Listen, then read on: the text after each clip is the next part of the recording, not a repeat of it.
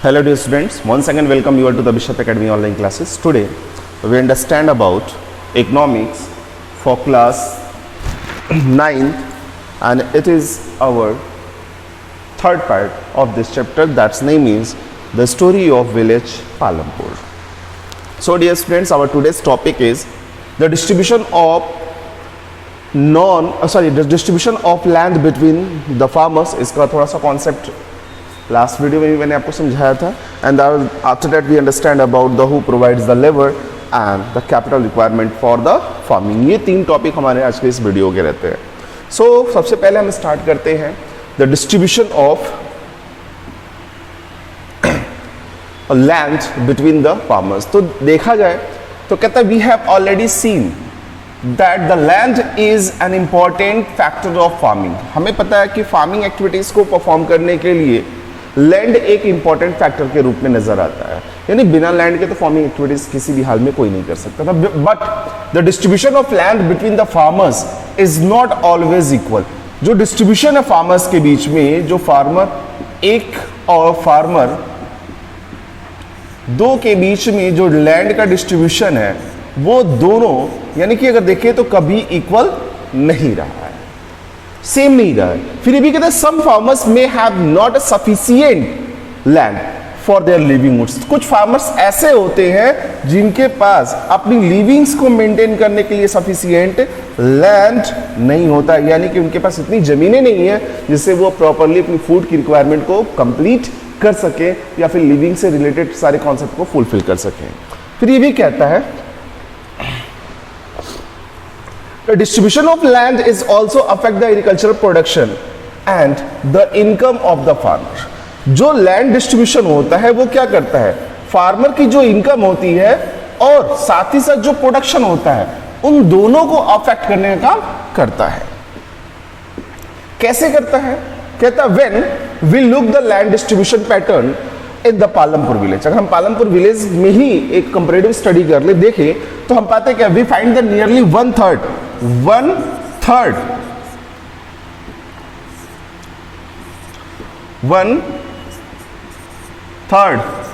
जो पॉपुलेशन है, one third families do not have the land for the cultivation. उनके पास कल्टीवेशन के लिए लैंड ही नहीं है. और ये भी कहता है मोस्ट ऑफ देम वो शेड्यूल कास्ट के हैं, ज्यादातर उसमें से कैसे हैं, शेड्यूल कास्ट के, यानी कि SC ST के ऐसी सिचुएशन वाले हैं. और ये भी कहता है and the work as a landless worker. और ये क्या करते हैं, लैंडलेस वर्कर के रूप में काम करते हैं. लैंडलेस वर्कर का मतलब वो व्यक्ति जिसके पास क्या है, लैंड नहीं है और वो फार्म लेबर के रूप में ज्यादातर काम करता है. कहता half of the total families.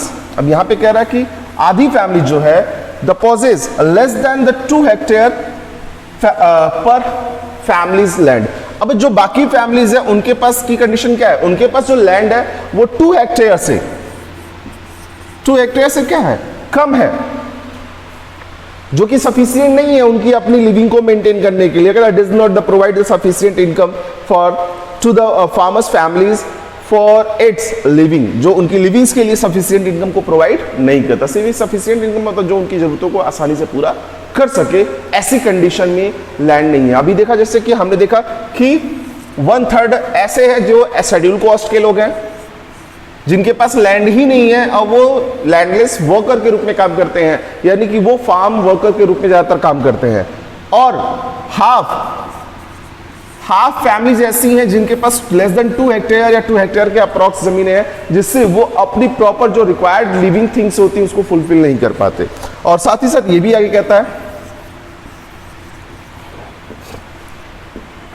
यहां कहता है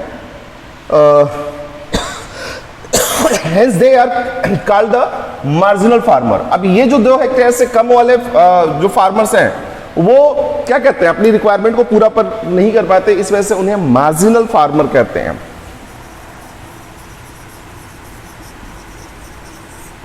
मार्जिनल फार्मर. और ये भी कहता है दे लीड्स द मिजरेबल लाइफ. अब ये क्या कहता है, मिजरेबल लाइफ. मिजरेबल लाइफ का मतलब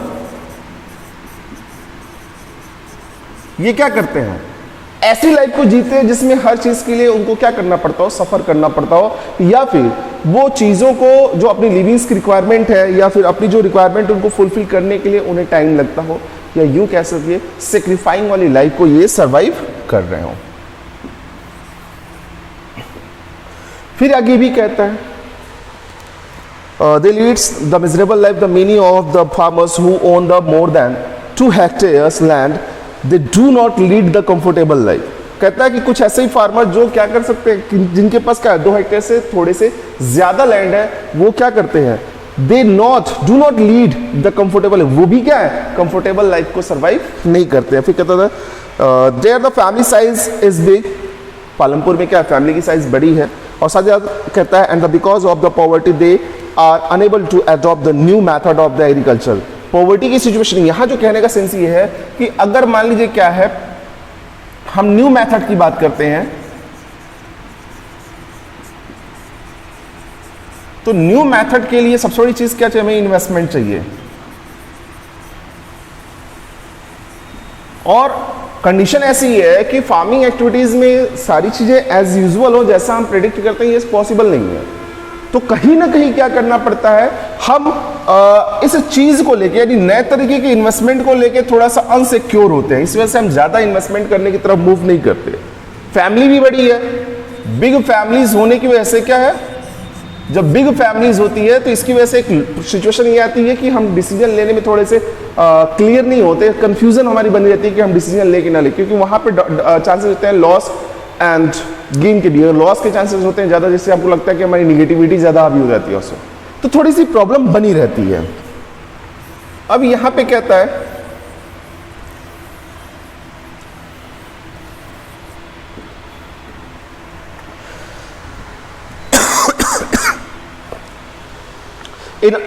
in order to feed their families they do not some extra work, they do not do the same extra work, keep cow or the buffaloes to earn the extra income। अब ये situation क्या होता है कि farming situation में, farm activities में वो extra work नहीं कर सकते।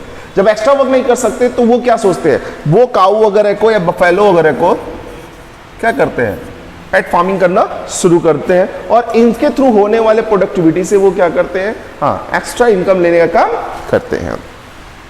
तो ये एक बड़ा अच्छा कंटेंट रहता है, ये नॉन फार्मिंग एक्टिविटीज के रूप में इसको हम देख लेते हैं। देन अगर हम आगे की बात करते हैं तो यहां पे नॉर्मली बात करता है कि अगर सरप्लस, कहता suppose the farmer possesses 3 hectares of a land and has the 3 sons। अब यहां पे कह रहा है कि एक फार्मर है, उसके पास 3 हेक्टेयर लैंड है, 1 2 3, एक हेक्टेयर के लैंड है, 3 हेक्टेयर लैंड है, और उसके पास क्या है, उसके पास 3 सन है, 3 sons are there, he have a 3 son।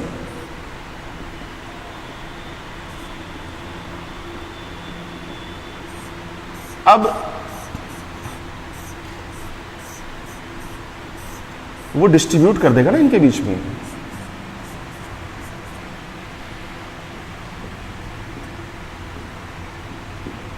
अभी यहां भी क्या कह रहा है,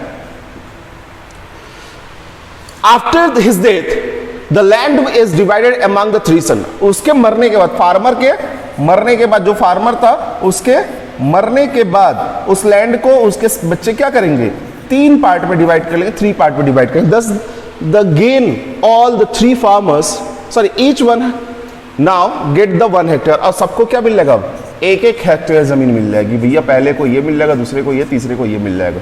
3 हेक्टेयर जमीन थी, फार्मर के मरने के बाद 3 हेक्टेयर जमीन को तीनों के बीच में डिस्ट्रीब्यूट कर दिया गया, अब हर एक को मिलेगी 1 हेक्टेयर जमीन। देन आफ्टर ये भी कहता है क्या, Thus the gain all the 3 farmers become the marginal farmers। अब पहले ये लार्ज फार्मर हुआ करता था, लेकिन अब यही लैंड ऑफ पीस डिवाइड हो गया 3 लोगों में, अब ये लोग हो गए कौन से फार्मर, ये हो गए marginal farmer. This type of the division of land among the families members goes or reduce on the form of land। अब ये क्या है भाई, इनकी भी जनरेशन आगे बढ़ेगी, इनकी भी बढ़ेगी और इनकी भी बढ़ेगी, तो ये लैंड और क्या हो जाएगा, डिवाइड हो जाएगा, यानी इसमें और भी ज्यादा चेंजेस आ जाएंगे और छोटा हो जाएगा। तो जो फार्मर था जो मार्जिनल था वो स्मॉल फार्मर हो जाएगा और कुछ समय बाद क्या होगा, ऐसा फार्मर हो जाएगा जो लैंडलेस के रूप में हम देख सकते हैं। तो ये एक थोड़ी सी सिचुएशन बनी रहती है, क्योंकि इसी वजह से क्या होता है, डिवीजन ऑफ लैंड जो सिचुएशन होती है प्रॉपरली इक्वल ना होती है, वो हमेशा क्या होती है, चेंज होती रहती है। फिर यहां कहता है this is called the problem of sub division. इसको हम क्या कहते हैं, सब डिवीजन का प्रॉब्लम कहते हैं। डिवाइड हुआ, उसका भी डिवीजन, उसका भी डिवीजन, ऐसा होता चला। Apart from it we also find that the large number of small plot of a land is scattered around the village। इस सिचुएशन की वजह से, यानी कि सब डिवीजन की वजह से हम देखते हैं कि बहुत बड़ा जो पहले प्लॉट हुआ करता था, आज के टाइम में क्या है, छोटे छोटे प्लॉट्स में डिवाइड है।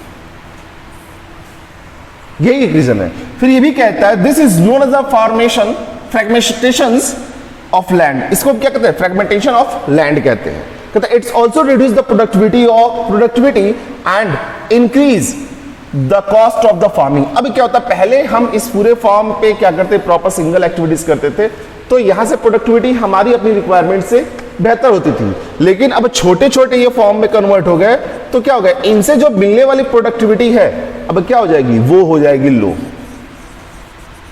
एक्सपेंसेस हमारे बढ़ जाएंगे, प्रोडक्शन भी लो हो जाएगा, क्योंकि उस पर हम आने वाले प्रेशर को ज्यादा उस पर डाइवर्ट नहीं कर सकते। और ये भी कहता है in India 80% farmers are a small farmers.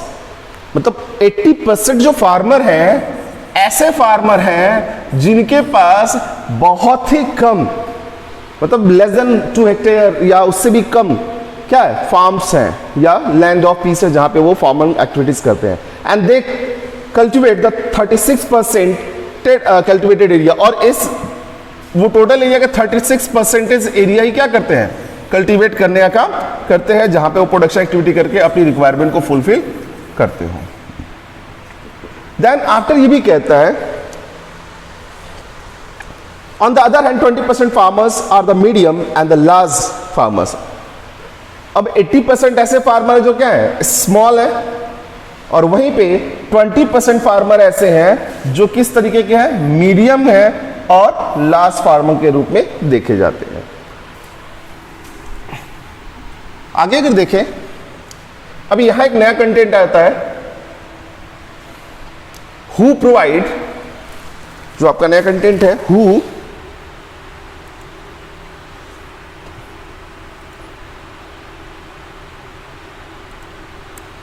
Provide labour.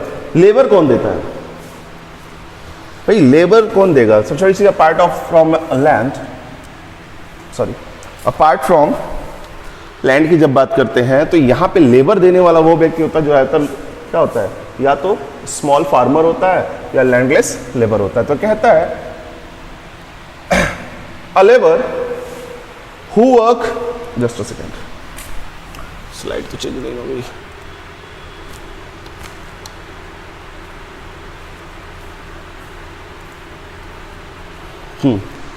इसकी अगर हम बात करें तो यहां पे कहता हूं प्रोवाइड्स द लेबर्स। लेबर्स कौन प्रोवाइड करता है, तो नॉर्मली अगर देखें apart from land labour is another important factor of the production. ये तो कोई डाउट नहीं है, क्योंकि हमारे पास लैंड पहला फैक्टर हो जाता है, तो दूसरा फैक्टर हो जाता है लेबर।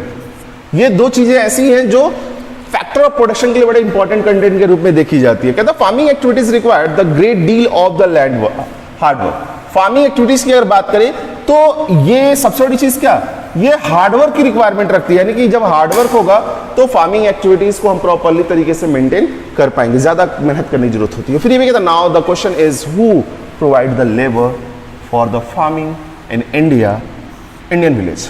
अब यहां पे क्वेश्चन उठता है कि कौन लेबर को प्रोवाइड करेगा फार्मिंग एक्टिविटीज के लिए इंडियन विलेज में, तो नॉर्मली कहता है एज अ स्मॉल फार्मर्स। वो कौन हो सकता है, स्मॉल फार्मर्स हो सकता है, जिसके पास कम प्लॉट है, जो अपनी लिविंग्स को प्रॉपर तरीके से मेंटेन नहीं कर पाता है, तो कुछ फार्मिंग एक्टिविटीज वो अपने यानी कि सेल्फ लैंड पे करता है, अपने खुद के लैंड पे करता है, तो कुछ क्या करता है, इकोनॉमिकल सिचुएशन को बेहतर करने के लिए दूसरे लैंड लेबर के रूप में वर्क करता है, या लैंड फार्म वर्कर के रूप में काम करता है। फिर कहता है thus they themselves provide the labour. अब वो क्या करते हैं, अपने प्लॉट के लिए भी अपने आप को लेबर के रूप में देखते हैं, and for their farming operation, ठीक है, and medium and the large farmers to some extent here, to some extent hire the farm labours.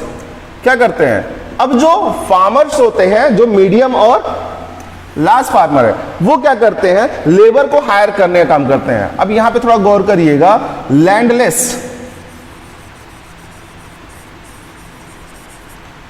जो फार्मर है या स्मॉल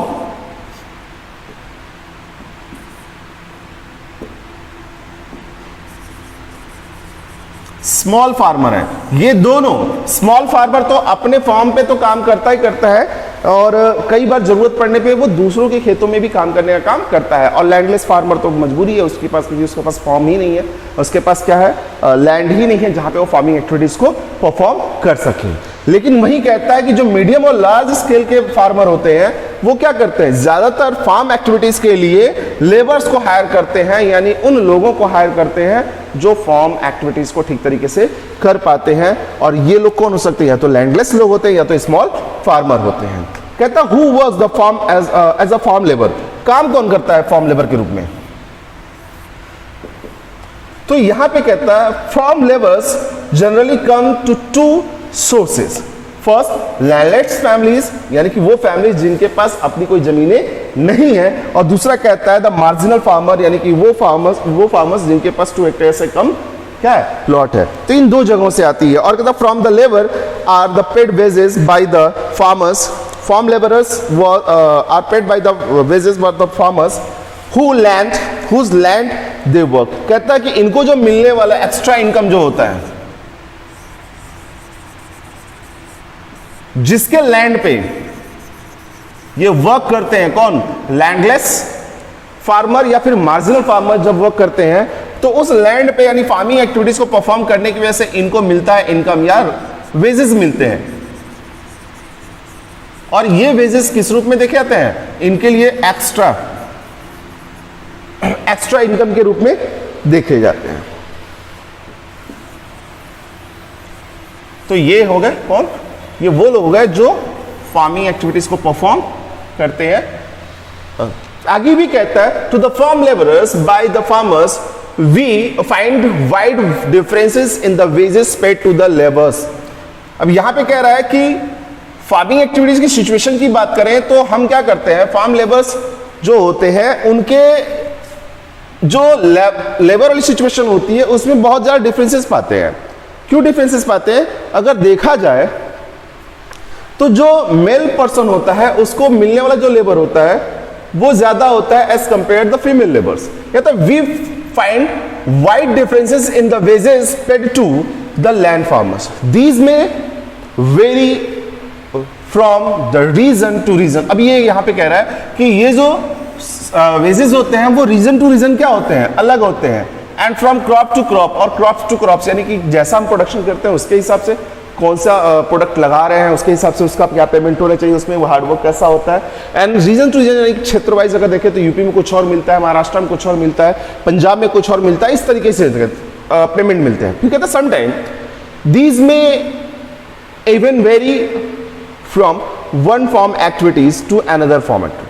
अब ये कहता है कि कई बार ये क्या होता है, ये डिफर हो जाता है कहां से, फार्मिंग एक्टिविटीज के ऊपर। जिससे अगर देखें तो हम सोइंग करने का काम करते हैं, लेकिन जब सोइंग करते हैं तो इसके साथ हार्वेस्टिंग भी होती है, तो कई बार सोइंग के टाइम में जो मिलने वाला पेमेंट होता है वो डिफरेंट होता है, और वही चीज कई बार हार्वेस्टिंग के टाइम में मिलने वाला जो पेमेंट होता है वो भी क्या होता है, डिफरेंट होता है। तो कहीं ना कहीं ये एक डिफरेंट सिचुएशन को रिप्रेजेंट करता है पेमेंट को लेके। Similarly we find wide variation in the distribution duration of the employment also. अब यहां पे क्या है, वाइड वेरिएशन हमें मिलती है, बहुत ज़्यादा चेंजेस मिलते हैं, ड्यूरेशन गैप होती है। सबसे हमको पता है कि हम एक सीजनली रबी हो गया, खरीफ की हो गई, और इसके साथ साथ कुछ और भी जो प्रोडक्टिविटी होती है हम उसको maintain, in year we are producing the most of the 3 type of the product. ठीक है, जो 3 सीजन्स में आते हैं। नॉर्मली अगर देखें तो इसमें क्या होता है, जो लैंड जो फार्म वर्कर होता है उसके पास प्रॉपर एम्प्लॉयमेंट नहीं होता, रेगुलर एम्प्लॉयमेंट नहीं होता। जब क्या होगा, सोइंग होगा तो उसके पास एम्प्लॉयमेंट अपॉर्चुनिटीज आएगी। जब हार्वेस्टिंग होगी तो उसके पास एम्प्लॉयमेंट अपॉर्चुनिटी होती है, और ज्यादा टाइम क्या होता है, वो क्या होता है, अनएम्प्लॉयड होता है। क्योंकि उसको जो ये भी जो सिचुएशन है कि डेली का डेली अगर वर्क होगा तब तो उसको पेमेंट मिलेगा, और डेली वर्क नहीं होगा तो वो अनएम्प्लॉयमेंट की सिचुएशन में बना रहेगा। ये थोड़ा सा अगर देखें तो वो पूरे साल एज इट इज ही मूव करता रहता है, इसी सिचुएशन में वो बना रहता है कि काम होगा तो मिलेगा। अब यहां पे लिखता क्या है, similarly we find wide variation in the duration of employment also.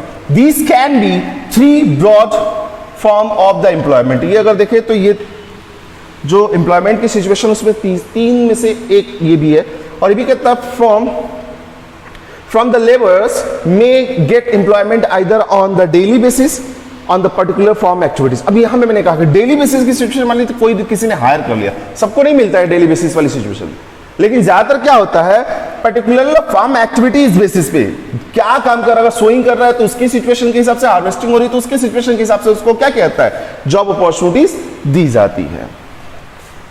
और ये कहीं ना कहीं बड़ा रीजन रहता है रूरल एरियाज में अनएम्प्लॉयमेंट का। आगे अगर देखें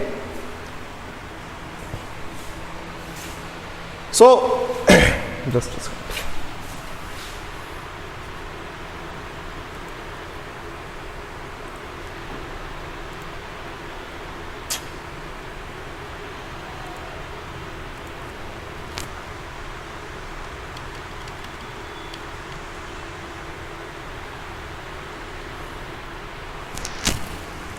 यहां अगर हम बात करते हैं तो कहता है a form labour who works on the daily basis has to regular look for the work. कहता है कि वो फार्म लेबर जो डेली काम करने वाला होता है, डेली बेसिस पे काम करने वाला, वो ये चाहता है क्या कि उसको रेगुलर वर्क मिलता रहे। He always remains under the pressure to get the work. और इस सिचुएशन में क्या होता है, वो हमेशा इस प्रेशर में होता है कि उसको काम चाहिए, क्योंकि आपको पता है कि वो एक तो लैंडलेस होता है ज्यादातर, और लैंडलेस होने चाहिए उसको पता है कि जितना काम करेगा उसी के हिसाब से उसकी इनकम भी जनरेट होगी। एंड देन आफ्टर कहता था minimum wages for the farm labours fixed by the government, that is what 150 150 रुपए, यानी कि 150 rupees is the fixed by the government as the minimum labour of the farm labour. But the most of the farm labours in countries receive less than this amount of minimum wages. अभी इसकी situation ये तो government ने fix कर दिया, क्या exactly ये मिलता है लोगों को, तो नहीं, इससे कम मिलता है, लेस देन। जो फार्म लेबरर होते हैं उनको मिलता है इससे कम अमाउंट। और ये भी कहता है क्या, there is a heavy competition for the work among the farm labourers in the countries. सबसे बड़ी चीज क्या है, हैवी कंपटीशन होने का सबसे बड़ा रीजन क्या है बेटा, ये देखो ज्यादातर ये अनस्किल्ड लोग होते हैं, इनको खेती के अलावा कुछ और आता ही नहीं है। जब कुछ और आता ही नहीं है तो थोड़ी सी प्रॉब्लम होती है, क्या, क्योंकि ऐसे काम करना, क्योंकि हमको पता है 72% अप्रॉक्स हमारी टोटल पॉपुलेशन आज भी गांव में ही रह रही है। तो जब गांव में रह रही है तो उनको गांव में अपनी लिविंग्स को मेंटेन करने के लिए चाहिए क्या, इनकम रिक्वायरमेंट तो है ही है, एम्प्लॉयमेंट चाहिए। अब वो करेंगे क्या, तो उनको अगर स्किलफुल नहीं है तो वो क्या करेंगे, सबसे बड़ी चीज उनके सामने बस एक चीज आती है, क्या, लेबर का वर्क। वो दूसरा काम नहीं करेंगे, लेबर का वर्क करेंगे। जब लेबर का वर्क करेंगे तो कंपटीशन बना रहेगा, और इस वजह से जो उनकी डिमांड होती है नॉर्मली जो गवर्नमेंट ने सेट कर रखा है उससे इनको कम पे काम करना पड़ता है। That is why the labour agree to work on the lower wages. ये एक रीजन होता है जिसकी वजह से क्या होता है कि जो वर्कर होता है वो लो वेजेस पे काम करता है। These poor farm labourer could hardly fulfil their families basic requirement. अभी ये इन कम पैसों के भी वो क्या करते हैं, बड़े कठिन तरीके से, बड़े परिश्रम से वो क्या कर पाते हैं, बहुत ही सेक्रीफाई करने के बाद अपनी फैमिली की जो बेसिक रिक्वायरमेंट है उसको फुलफिल कर पाते। The people from the poor states like Bihar, eastern UP, Odisha, Rajasthan etcetera the migrate to other state in search of the job. अब इसी वजह से लोग कहते हैं कि भैया कहाँ गए थे, तो मुंबई गए थे। किस लिए गए थे, पैसा कमाने गए थे। भैया पैसा कमाने क्यों गए थे, घर पे नहीं कोई काम था क्या, नहीं। रीजन क्या है भाई, अगर हम घर पे काम करेंगे तो हमको मिलेगा क्या, लो इनकम। जब लो इनकम मिलेगा तो हमारी रिक्वायरमेंट को फुलफिल करने में हमें बहुत परेशानी होगी। लेकिन अब क्या करते हैं लोग, इसी वजह से कि जो भी सोर्सेज उनके पास आते हैं उसका इस्तेमाल करके जिस किसी भी वे ऑफ मीडियम्स के थ्रू वो क्या करते हैं, अदर स्टेट की तरफ मूव कर जाते हैं। किसके लिए, इनकम को ज़्यादा करने के लिए, ज़्यादा इनकम को मेंटेन करने के लिए। फिर ये भी कहता है वो लोग ही जाके वहाँ पे क्या करते हैं, फिर सर्च करते हैं वर्क को और आगे फिर अपनी रिक्वायरमेंट को फुलफिल करने का काम करते हैं। अब अगला टॉपिक हमारा है that's what the capital required for the farming. Farming के लिए कितने कैपिटल है, आपको मैंने बताया था capital is an initial amount for the any type of the business also. किसी भी तरीके के बिजनेस को ऑपरेट करने के लिए कैपिटल हमारे लिए क्या होता है, एक इनिशियल सबसे महत्वपूर्ण सबसे जरूरी अमाउंट हो जाता है। कहता है when the farms adopt the modern method for the farming they require the great amount of the capital. उनको ज्यादा पैसे की जरूरत होती है, ज्यादा कैपिटल की जरूरत होती है। कैपिटल के सेंस में अगर देखें तो इसमें फिक्स्ड और वर्किंग कैपिटल दोनों इंट्रोड्यूस होते हैं, जो कि लास्ट वीडियो मैंने आपको समझाया भी था। फिर ये भी कहता है therefore the farmers now the require the more money and then before. अब क्या है, मॉडर्न मेथड को यूज करना, अगर उसको मॉडर्नाइजेशन की तरफ मूव करना है, अपनी फार्मिंग एक्टिविटीज को मॉडर्नाइज करना है, तो मॉडर्नाइज करने के सिचुएशन में उसको चाहिए क्या, कैपिटल चाहिए। क्योंकि इक्विपमेंट खरीदने के लिए जो कैपिटल के रूप में हम देख रहे हैं वो मनी हमें ज्यादा चाहिए जो पहले चाहिए थी उसके कंपेयर में। यानी कि अगर हम पहले 100 रुपए खर्च कर रहे थे ₹100, तो आज के टाइम में 500 रुपीज की लगभग रिक्वायरमेंट आ जा रही है, जिससे हम अपने जो मॉडर्न इक्विपमेंट्स है उसको फुलफिल कर पाए। फिर कहता है how do the farmers arrange the money required for the capital investment in the farmings. ये फार्मर अब इस अमाउंट को कैसे अरेंज करते हैं, जो कैपिटल रिक्वायरमेंट होती है, तो करते क्या है, फर्स्ट द स्मॉल और the marginal farmer are unable to save because they are low of income. अब यहां पे एक थोड़ी सी सिचुएशन ये आती है कि जो मार्जिनल फार्मर होते हैं या स्मॉल फार्मर्स होते हैं, एक तो उनकी अपनी इनकम ही कम होती है, ठीक है। जब कम इनकम होती है तो उसका सबसे बड़ा रीजन पड़ता है क्या, कि वो फिर करते क्या है, कम इनकम होने की वजह से वो अपनी जरूरतों को ठीक से पूरा नहीं कर पाते हैं। तो जब जरूरतों को नहीं ठीक से पूरा कर पाएंगे तो वो फिर जो इक्विपमेंट के लिए रिक्वायर्ड अमाउंट है उसको कैसे कंप्लीट करेंगे, उसको कैसे पूरा करेंगे। तो वो करते क्या है, hence they have to be borrow the money to arrange the capital investment needed for its farming.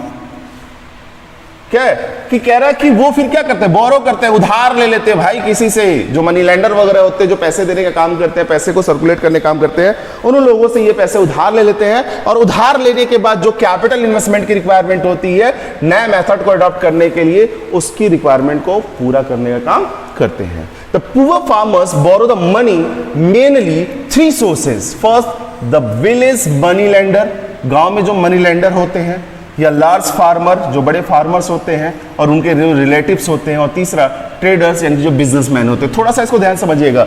Money lender जो होता है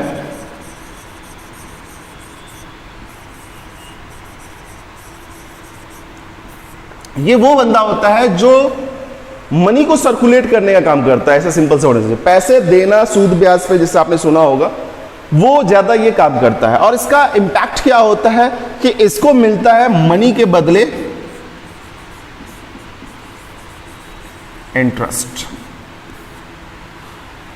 और ये देता कौन है, लैंडलेस फार्मर या वो फार्मर जो इनको बोरो करने का काम करता है। दूसरी चीज कहता है कि large farmer, actually large farmer क्या होता है, उनके पास जो प्लॉट्स होती हैं वो ज्यादा होती हैं, बड़ी होती हैं। तो जब बड़ी प्लॉट्स होती हैं तो इसका बेनिफिट क्या होता है, उनके पास लेवल ऑफ इनकम भी क्या होता है as compare to small farmers, वो हाई होता है, ज्यादा होता है। और जब ज्यादा लेवल ऑफ इनकम होता है तो वो करते क्या, एग्जैक्टली इनकी जो प्रोडक्शन होती है, प्रोडक्शन को वो क्या करते हैं, अपनी रिक्वायरमेंट के अकॉर्डिंग कुछ को होल्ड करते हैं, जिससे वो अपनी एनुअल जो फूड रिक्वायरमेंट है उसको फुलफिल कर सके, और रिमेनिंग यानी सरप्लस को क्या करते हैं, वो सोल्ड कर देते हैं। और सोल्ड करने से उनको मिलता है क्या, इनकम, पैसे मिलते हैं। और उस पैसे को क्या करते हैं, वो मॉडर्नाइजेशन के एडॉप्टेशन में भी खर्च कर लेते हैं। और साथ ही साथ अगर देखा जाए तो वो क्या करते हैं, ऐसे लोगों की रिक्वायरमेंट को फुलफिल करने में हेल्प करते हैं जिनके पास पैसा नहीं होता है, ठीक है। और ट्रेडर देखो जिसका ऑब्जेक्टिव क्या होता है, बिजनेस का होता है, वो कई बार कंडीशनली फार्मर्स को अमाउंट देने का काम करता है और उनको कई बार जो अमाउंट देता है वो उसमें कुछ कंडीशंस अप्लाई कर लेता है। थोड़ा सा आगे बढ़ते हैं। Money lenders charge the heavy rate of interest. Money lender क्या करता है? हैवी रेट ऑफ इंटरेस्ट को चार्ज करने का काम करता है। किससे? फार्म लेबर से, फार्म लोन पे। They also force the farmers to sell their agricultural product to them at a low price. Same काम ट्रेडर भी करता है। मनी लेंडर को क्या करता है? मनी लेंडर फार्मर से कहता है कि भाई आप अपने प्रोडक्ट को हमें ही सेल करेंगे, लेकिन हमें किस रेट पे? लो रेट पे। Beside this the poor farmer have to work on the farms for the money lenders and the large farmer. अब इसके अलावा क्योंकि वो ऐसा कर नहीं सकता, क्योंकि उसकी जो प्रोडक्टिविटी होती है वही बहुत कम होती है, जिससे वो अपनी लिविंग्स को केवल मेंटेन कर सकता है। तो वो करता क्या है? वो जो मनी लेंडर्स होते हैं या फार्म्स होते हैं, लार्ज फार्मर होते हैं, उनके यहाँ काम करके क्या करता है? Who have to be given the loan to them. उनका काम करता है जो उन्हें लोन देते हैं। Thus, they have to be put the great distress to repay the loan and have to work in the tight condition. अब normally क्या होता है कि जब वो लोन लेता है और उनके यहाँ लगातार काम करता रहता है, तो उस काम का उसको कुछ बेनिफिट नहीं मिलता है। वो बस उस काम से ये होता है कि जो लोन उसने लिया उसका पे बैक करे, और इसकी वजह से सिचुएशन क्या होती है? उसकी टफ हो जाती है, और टफ होने की सिचुएशन में वो क्या करता है? ठीक लगातार उसके अंदर काम करता रहता है। सेकेंड सिचुएशन जो आती है, द कहता है contrary to it the medium and the large farmer have the sufficient income from the farmings. अब मीडियम और लार्ज फार्मर है क्या है? उनके पास सफिशिएंट इनकम है, उनकी जरूरत के हिसाब से पूरी तरीके से पैसे हैं। Hence they can save and can utilise their savings for the capital investment. अब मैंने अभी आपको थोड़े से पहले बताया कि उनके पास उनकी जरूरत से ज्यादा जो सरप्लस अमाउंट होता है उसको मार्केट में बेच के क्या करते हैं? पैसे को मेंटेन कर लेते हैं, और जब पैसे आते हैं तो उसको वो क्या करते हैं? नए इक्विपमेंट को, नए मेथड को अडॉप्ट करने में यूज कर सकते हैं, क्योंकि उनके पास इन्वेस्टमेंट पावर होती है। But sometime they also take a loan specially from the cooperative banks and the commercial banks. कभी कभी क्या होता है कि वो लोन भी ले लेते हैं कॉमर्शियल और कोऑपरेटिव बैंक से, और जो इन्वेस्टमेंट की कैपिटल रिक्वायरमेंट जो होती है उसको पूरा करने का काम करते हैं, जिससे वो फार्मिंग को बेहतर से बेहतर तरीके से कर सके।